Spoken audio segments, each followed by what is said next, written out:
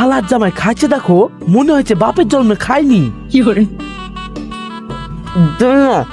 Leg piece গুলো আমাকে দেন। Leg পিসের মাংস চিবাতে আমার খুব ভালো লাগে। আর লেগ পিস কোথায় পাবো বাপ? একটা মুরগির দুটো লেগ পিস থাকে, দুটোই তো তোমাকে দিয়ে দিলাম।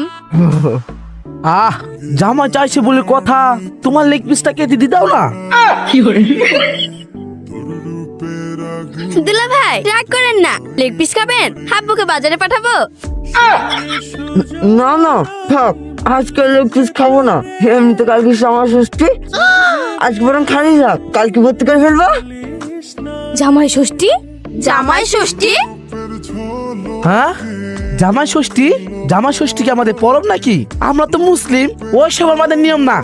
শেষের আব্বা, পরব যাদেরই হোক, খেতে তো আর মানা নাই। আমি জামাই ষষ্ঠী করে বলে এসেছি। তাই বুঝি? তা কি কি খাবে শুনি? কত টাকার বাজেট করেছো আমার পকেট কাটার? ওই বেশি কিছু না, 1 কেজি খাসির মাংস, ওই পদ্মার ইলিশ। ব্যাস এই কটা? হ্যাঁ আব্বা, আমি আবার বেশি কিছু খেতে পারি না, অল্পতে পেট ভরে যাই। তুমি আমার একমাত্র জামাই বলে কথা, এই কটা জিনিসে হয় নাকি? কাল আমি নিজের মতো করে এমন ব্যবস্থা করব যে তোমাকে পেট পুরে খাওয়াবো। ঠিক আছে, যা হবার কাল হবে। যাও, অনেক রাত হয়ে গেছে, খেয়ে শুয়ে পড়ো গা। হ্যাঁ।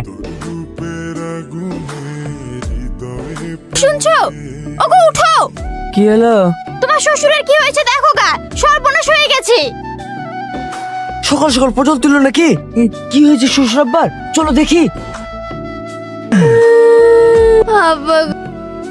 জামাই, কি ব্যথা, কি ব্যথা!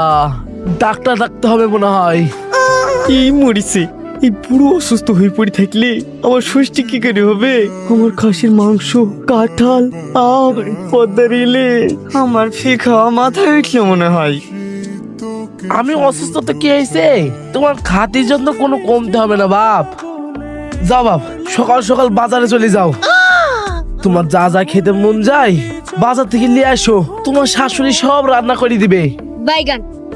না না, আপনি এভাবে অসুস্থ হয়ে পড়ে আছেন, আমি আবার ভালো মন্দ করে একা একা খেতে পারি? আসছে বছর আবার হবে, মানে ষষ্ঠী। এবার থাক, বাজারে গিয়ে কোনো কাজ নেই। না বাপ, তাই বললে হয় নাকি? ষষ্ঠীর দিন বাড়িতে জামাই আছে, আর আয়োজন হবে না? যাও বাপ, তুমি বাজারে চলে যাও, আর দেরি করো না। আল্লাহ, এই মরতে যে ষষ্ঠী খেতে এসেছিলাম, ফান্দে পড়ে গেলাম মনে হচ্ছে। সে ঠিক আছে,